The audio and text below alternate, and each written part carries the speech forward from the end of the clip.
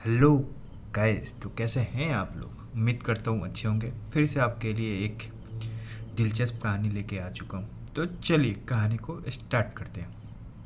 नागराज, सांपों के राजा की एक रहस्यमयी कहानी।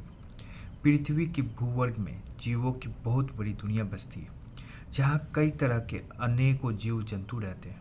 उनमें से एक प्रजाति सांपों की भी है, जो धरती के अंदर अपना साम्राज्य बसा चुके हैं। एक भयानक जंगल था, जिसके बीचों बीच नदी के किनारे एक पहाड़ था, और उसी पहाड़ में नागराज रहता था, जो सांपों का राजा था।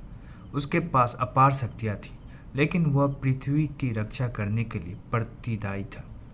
नागराज की बहुत विशाल सर्प सेना भी थी, जो उसके एक इशारे पर कोहराम मचा सकती थी।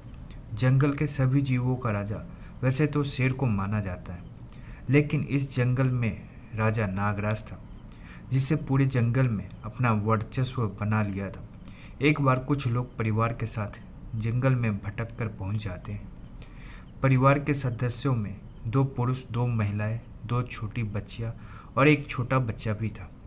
काफ़ी देर तक वह जंगल से बाहर निकलने का रास्ता ढूंढते हैं, लेकिन जंगल इतना घना था कि सूरज की किरणें भी अंदर नहीं आ सकती थी। दोनों पुरुषों में एक का नाम राजू और दूसरे का नाम विनोद था। विनोद राजू का बड़ा भाई था। वह थोड़ा सीधा साधा नहीं था, इसीलिए वह जंगल के अंदर सबसे ज़्यादा घबरा रहा था।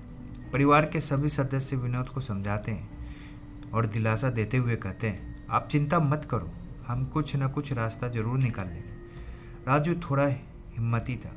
वह सभी को लेकर आगे बढ़ बच्चे छोटे होते हैं, इसीलिए उन्हें गोद में लेकर आगे बढ़ते हैं। सबसे छोटा बच्चा सिर्फ 5 वर्ष का होता है। उसे जंगल में मज़ा आ रहा होता है। वह ऊंचे ऊंचे पेड़ पौधों को देखकर बहुत खुश होता है।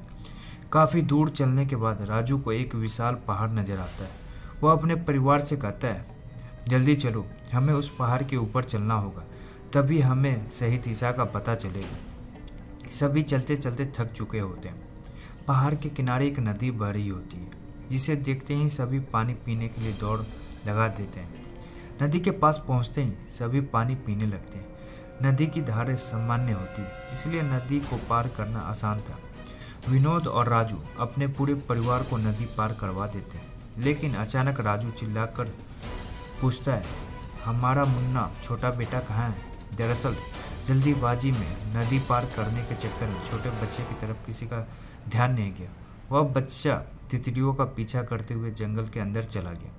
विनोद और राजू औरतें और बच्चियों को उसी पहाड़ के किनारे बैठाकर दोबारा नदी पार कर जंगल की तरफ आते हैं और ज़ोर ज़ोर से अपने बच्चे को पुकारने लगते हैं। और यहाँ दूसरी तरफ अपने बच्चे के गम में पहाड़ के किनारे पर बैठी औरतें ज़ोर ज़ोर से रो रही होती हैं।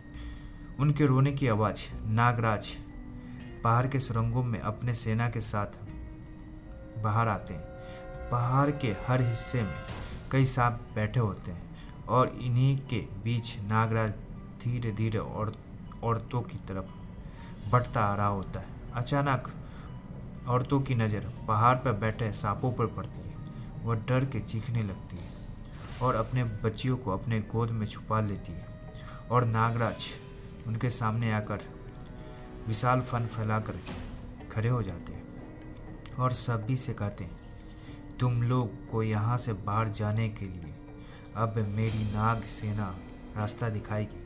तुम लोग जल्द ही इस जंगल से बाहर चले जाओ, यहाँ रहना खतरनाक हो सकता है। राजू और विनोद भी बोलता हुआ सांप देखकर दंग रह जाते हैं, लेकिन उन्हें अपने बच्चों को पा लिया था। इससे बड़ा चमत्कार कुछ नहीं हो सकता। इसीलिए वो नागराज को देव रूप मान लेते हैं और अपने परिवार के साथ जंगल से सांपों के पीछे पीछे चल देते हैं। कुछ ही देर उन्हें एक सुरंग दिखाई देता है। सांप वहीं जाकर रुक जाते हैं और उन्हें जाने का इशारा करते हैं। एक एक कर राजू अपने परिवार को सुरंग के द्वार से जंगल से बाहर निकाल देता है। नागराज किसी देवता से कम नहीं थे इनके लिए, क्योंकि इनका खोया हुआ बेटा को नागराज ने लौटा दिया था।